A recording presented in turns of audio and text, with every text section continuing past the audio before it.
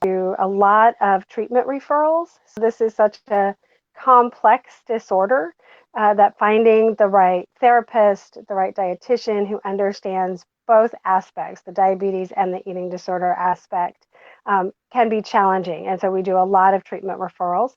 We've worked with treatment centers to help them put protocols and programs in place specifically for diabetes and eating disorders. We have an insurance specialist who can help people get treatment authorization. That can be challenging, particularly in the United States.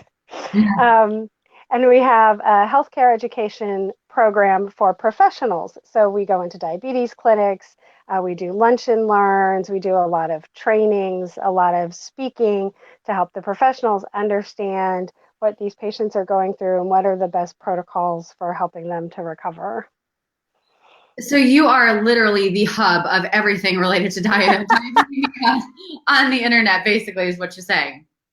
Yes, Yeah. excellent summary.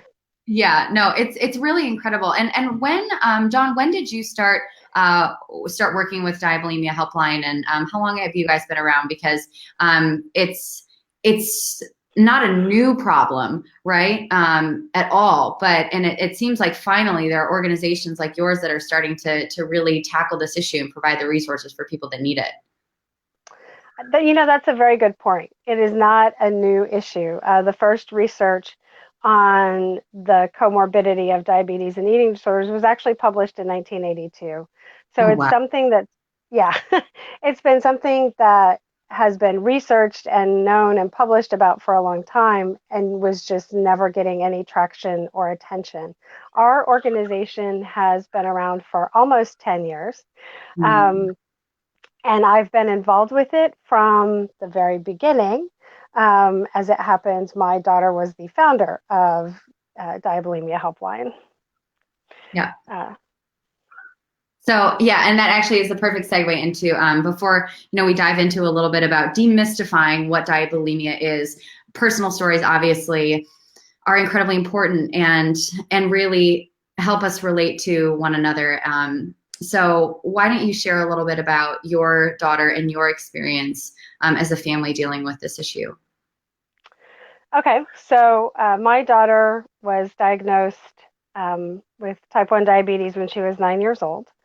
And when she was 14, she discovered that she could lose weight by not taking her insulin. She had gone through a period of burnout, lost a lot of weight, made the connection, and an eating disorder was born. I will never forget the appointment at her pediatrician, her endocrinologist office, when we went in, and she was kind of a chunky child. So he had really been getting on her about her weight. And in this appointment, he congratulated her on the weight loss, lectured her about her high A1C, and then sent us home. And never mentioned the connection, never asked her any questions about what was happening. And after a while, we took her to a therapist. She was very honest with him about everything she was doing and why. But he asked her two important questions. He asked her if she was restricting her food, and she said no. And he asked her if she was making herself throw up, and she said no. So he came out and told us that she did not have an eating disorder, that she was a rebellious teenager, and she just needed to take her insulin. And as you very well know, there's a lot of eating disorder behaviors besides those two things, and a lot of ways eating disorders manifest themselves. But we didn't know that. We took him at his word.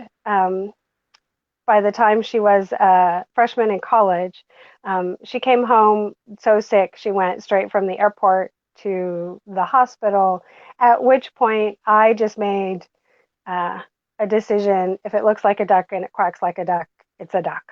Yeah. And we had a wonderful GP who gave us the diagnosis and wrote the letter to get her into a treatment center. They really didn't, it took us a long time to even find a center that would take her, because most centers at that point, this was before the term diabulimia even existed. So they considered her a medical risk. When she came out of the treatment center, again, as you well know, you don't go in for a couple months, come out, and you're all better. It's a long journey. And so we went looking for resources. We called a national eating disorder association, who said, we're really sorry, but that's a diabetes problem. We called a national diabetes organization who said, we're really sorry, but that's an eating disorder problem. Yeah. We just wanted help, right? I just wanted my baby to get better. Yeah. Um, and so fast forward, Erin, in an attempt to just find other people who were going through what she was going through, she started an online support group through Facebook called Diabulimia Awareness, just to see if maybe there was someone else out there. And the group very quickly grew to 200 people, all of Yeah. whom had very similar stories. Can't find resources, nobody understands. Endocrinologist telling them just go home and take your insulin. And so that's when she decided to start Diabulimia Helpline. And I immediately came on board initially as family and friends liaison because I knew what it was like to be a family member of someone and desperately trying to find resources. That's one of the reasons we sound like a one-stop shop, is because that's what we want to be. Just one number, one email address, one Facebook page where you can go and get everything that you need. It's so amazing. And I actually just posted, you wrote a really, really amazing article for us at Eating Disorder Hope about everything you do in this topic. And I just posted it in the comments section. Also, I see we've got some new viewers here. So hello and welcome. We're here with Dawn Lee Akers. We're talking about diabulimia, the intersection of eating disorders and diabetes, what to look for, how to get help. And if you're joining us, please comment, share your name, where you're from, and feel free to ask questions or make comments at any time. Welcome to the show. So what was it like as a mom? But I just want to, before I ask you that question, I think it's so incredible what you have done and how you've built this and how you work together as a team, because we did a very similar thing when I started my foundation about, gosh, it was almost 10 years ago now. Crazy how that is. To raise funds for eating disorder treatment. And it was me and my mom. You know, my dad has always been there as well and been very, very helpful. But, you know, it was, you know, because my mom and I went through it together, and she was my support system. She was my team, and we were so close, and she was so vitally strong in my recovery process too. So I love the mother-daughter pairing. It's just amazing. It's really, really cool. Thank you. Yeah. Yeah. Yeah. It's So interesting having your mother having your daughter as your boss. you and my mom need to talk. This is so so funny. Yeah, it's definitely an interesting thing. But tell us about what it is like as a family member to watch your loved one go through that. And you know, was your daughter resistant at first? You know, what was that like, the process of getting her there? Because you know, I think that's maybe sometimes one of the most difficult things. It's really hard as a family member. Because and I think this is probably true for the family member of anyone with an eating disorder, you feel so helpless. Yeah. You see your family member struggling. You know there's an issue. After the eating disorder is diagnosed, you might know what the issue is, but you're not the treatment team. You're there to support them and to love them. But as a mom, what you want more than anything is just to make your child better as fast as possible and to protect them from all the bad things in the world. But you can't do that. And so that's hard. I think it's particularly hard for family members of someone with diabetes because it is so misunderstood in the diabetes community. And that family member has heard all of the same lectures, the same myths, the same, you know, good food, bad food, all the same things that the person's struggling. So they've internalized it too.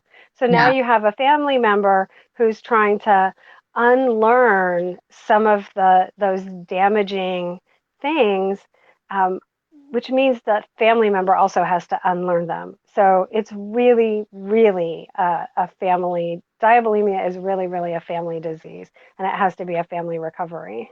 Absolutely. Now you mentioned it, and let's talk a little bit more about the world of diabetes. I have known women friends who have struggled with this and are very struggled with diabetes only and are very, very active in that world. And then I had a friend growing up who I danced with, who very much struggled with this. And I was actually very, very scared because of the things that I had learned about diabetes and how just how you have to be aware of it in every aspect of your life. And then she was also struggling with an eating disorder, and that made me very scared for her.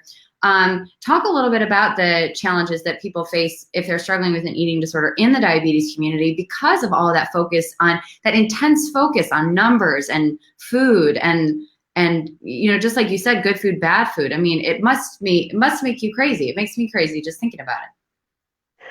It does make you crazy. And Ann Goebel-Fabry, who is a psychologist, used to work at the Joslin Diabetes Center. She has one of my favorite quotes, which was, teaching a person to be a good diabetic is akin to teaching them how to have an eating disorder, because your life becomes all about numbers, your blood sugar numbers, your dosage numbers, the number of carbs in the food that you're eating. And you're doing this constant mental math in your head. If you want to eat an apple after school, you have to stop and think, how many carbs are in the apple? How much insulin do I have on board in my body? Am I going to go to soccer practice today, or is today an off day?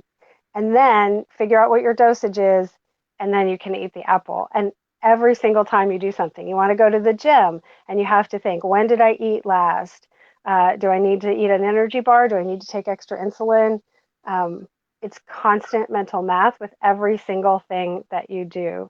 And there's such a focus on weight when you have diabetes, that doesn't help at all. We use a great graphic in one of our presentations that is the graphic probably a lot of people in the eating disorder world have seen, which is the little girl standing on the scale and the thing at the bottom that says, don't let this be the measure of her worth. And then we put that up next to a meter with a number on it and the same message. Like, don't let these diabetes numbers be the measure of your worth. So that's definite. And then one of the things we like to try to help teach professionals is it's not just the socialization, the education around diabetes that makes a person more at risk for type 1 diabetes. But there's actual psychological and biological factors that happen when you lose all your beta cells.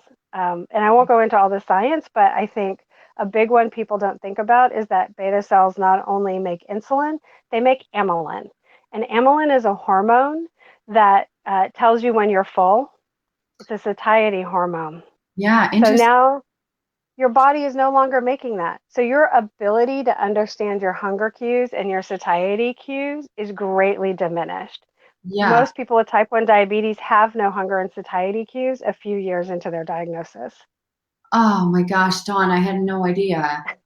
Yeah, so it's not, so Yes. there's a lot of mental around it, but there's also just a biological predisposition. And you give somebody who's genetically predisposed to have an eating disorder, and then you give them type 1 diabetes, and it's like the perfect storm. Oh my gosh. Well, you mentioned that there's so much focus on weight in the diabetes community. Can you explain why that is? There's a few reasons. One is that of all the people who have diabetes, 10% have type 1 and about 90% have type 2. And there's an association with excess weight and insulin resistance. So your insulin just doesn't work as well, whether it's the insulin that you're making or it's synthetic insulin that you're injecting. So there is a weight component. There's also a lot of myths in our medical community around weight and heart disease, and risk of stroke.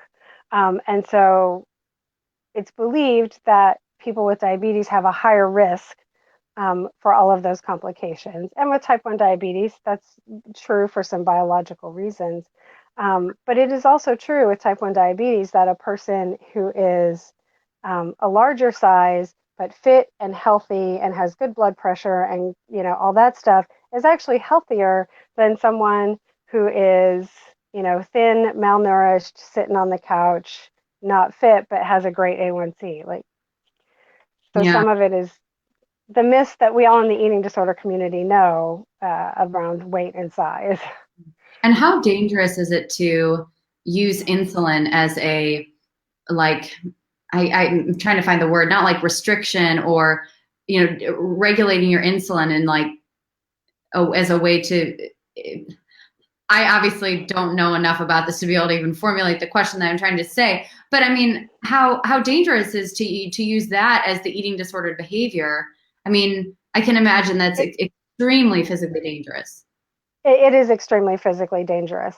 It is a great statistic to try to put it into perspective is there was a study done with people with anorexia and people with type 1 diabetes and then people who had both. And the people with just anorexia had a mortality rate of 6.5%. The people with type 1 diabetes had a mortality rate of 2%. And the people who had both had a mortality rate of 34.8%. Oh my gosh. Oh my It, gosh. yeah, so five times greater when you combine them. Um, there's the immediate problem of diabetic ketoacidosis. People with type 1 diabetes are very susceptible to ketoacidosis. They can quickly go into it's called DKA, end up in the hospital. Every episode of DKA is dangerous and life threatening. It's your blood turning acidic and killing your organs Mm. and shutting down your organs. And the complications that arise from insulin omission, uh, basically the complications that arise from having prolonged high blood sugar, uh, are permanent. So the peripheral neuropathy, the retinopathy, the gastroparesis, the kidney disease, all of those things, even when you recover from the eating disorder, those complications linger. And you'll probably have to deal with them in some form for the rest of your life. And so that's why early intervention and early treatment is even more important for diabulimia than anything else. Yeah, absolutely. So, can you, if someone is watching right now or watching later after we're live on our YouTube channel, and they are struggling with this, and let's say they're having a difficult time with their doctor, what tips can you give them to be able to talk to their doctor to help educate them? What can they do if they have someone who doesn't have a clue? Um, well, definitely talk to your doctor. That's the first thing. If your doctor is resistant, we've had all kinds of reports from doctors saying that's not a real thing. Just go home, take your insulin. You're just seeking attention. Um, I would say first, call us. We have a great article that we've been very successful in patients taking to their doctors, be it right or wrong. When a doctor sees it from a peer-reviewed journal and a fellow medical professional, they're more likely to believe it and understand it. Um, so that's one thing you can do. We also have a pamphlet if you have family members who are not understanding what you're going through, that will help them understand this comorbidity. Um, and at the end, if you have an endocrinologist who's unwilling to work with a therapist, a good endocrinologist will help you find a therapist, eating disorder therapist, and will work together with them. We talk a lot about the multidisciplinary team. If your endocrinologist just won't go down that path with you and says, no, that's their problem, I'm just going to manage your diabetes, find a different endocrinologist.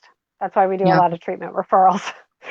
Yeah, and I just actually put the website as well in the comments so that people can go there and they can find that resource and they can make sure that they get that help. How about advice for families, people supporting their loved one? I know that you talked about your own experience with that. What advice would you give to parents who are walking through this, and especially if their child is a teenager, like yours was, and they're still at home and they still have an active, a very active relationship with that? What advice would you give them?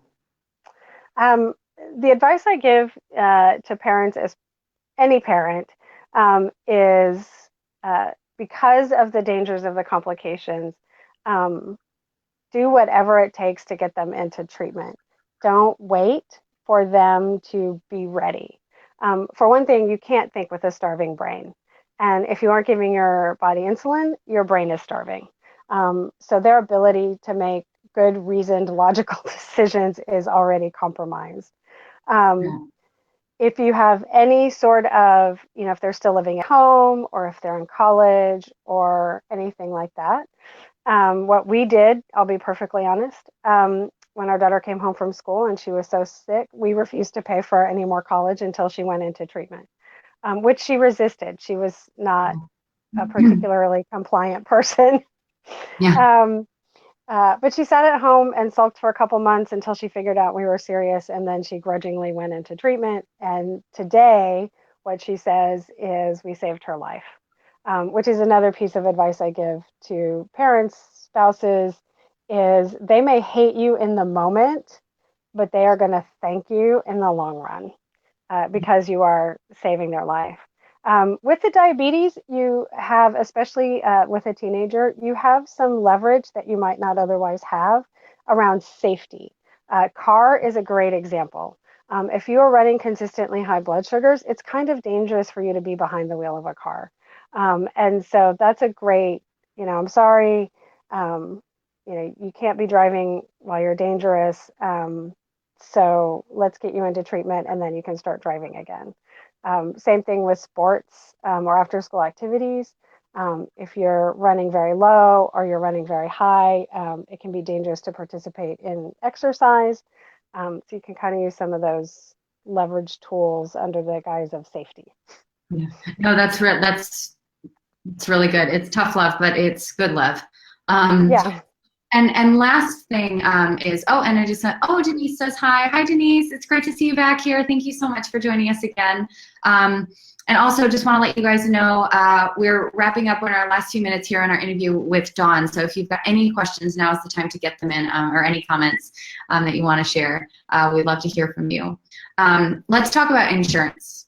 How in the world do you navigate this craziness with when you struggle with both diabetes and an eating disorder? Because it's incredibly difficult with anyone with any kind of mental health issue. We know that chronic illness is the same, very, very much of a struggle. So how did you navigate the waters with insurance, and what advice do you have for people who might be dealing with the same thing?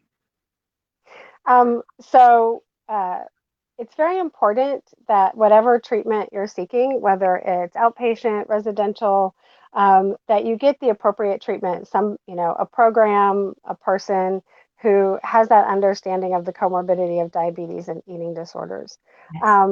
There's a lot of research that we have on that. And so our insurance specialist has put together templates and letters that speak to that you submit to the insurance company that says, from a doctor or a therapist that says this person has comorbid diabetes and eating disorders. Here's, all what they've experienced so far. Here's what their prognosis is without treatment. It's very important that they have appropriate treatment, and we have research to back that up. And insurance companies love research. Well, I don't know if they love it, but it's harder for them to fight it. Right, of course, exactly. And then, you sum it up with, if you don't approve, the appropriate treatment, then you're basically taking responsibility for this person's life. Yeah. So, yeah. Oh my gosh. It just makes me so mad. Sorry, I have a hard time not being biased. So last question for you, Dawn. How is your daughter now? Where is she? What is she up to? And how is she living and thriving and doing now? Well, so now she's phenomenally well, fully recovered for several years. She is the executive director of Diabulimia Helpline. This is a big year for her. She is hosting the first international conference on diabetes and eating disorders this November, 9th to 11th in New Orleans. Wow. So it's very, very exciting. This will be the first conference focused specifically on diabetes and eating disorders. So she has two tracks, one for professionals and then one for patients.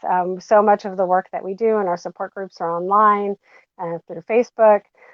So it's a chance for people to come together and hug and get in-person support, group therapy, advice from people who have fully recovered.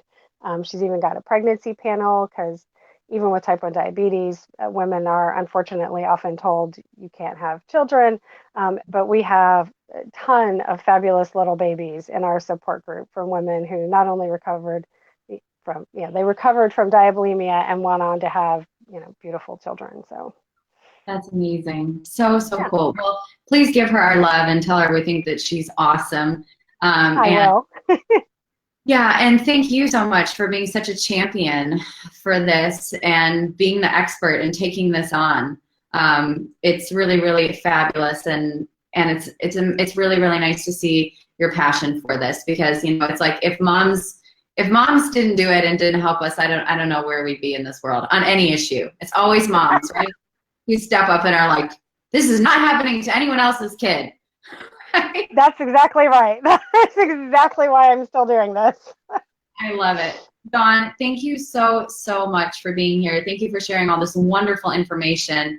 And like I said, I've put links to your website, to your article on EDH in the comment section, so that people who are watching this later on can go on there and find the resources that they need. This is really great. And we're going to be posting your article again to you this week so that people get that information. So thank you so much for your time. We really, really appreciate having you on. Oh, thank you. Thank you for giving a forum for people to come and talk about something that's a little isolating. Absolutely. Absolutely. All right. Well, I'm going to let you go, and then I'm going to say goodbye to everyone else here. So, all right. All Bye, right. Dawn. Bye. Thanks. Thank you. So, oh my gosh, thank you everyone so, so much for tuning in. Really, really appreciate it. Elsa and I are signing off. As you can see, once again, she fell asleep on my lap again during the show, but so thankful that you joined us. I just want to let you know, especially if you're watching this video later or you're watching on our YouTube channel, please, please share this video, because there are so many people out there who are struggling with diabulimia, with an eating disorder, and type 1 or type 2 diabetes, who need this information and need these resources. And Dawn has done such an amazing job of shining a light on this. We just really, really want to make sure that this resource is shared and that people have help and the hope that they need. So please take this, download it, share the link. Really, really important to get this information out there. So thanks for joining us for another episode of Weekly Hope. We will be back next week, so make sure you check out our Facebook page, Instagram, Twitter. We've got some more great guests for you coming up, some really, really fascinating topics. We hope that you will join us, share with your friends, and we'll see you back next week. All right, thanks everyone so much. Hope wherever you are in the world you have a beautiful day, and we'll see you next time. All right, ciao.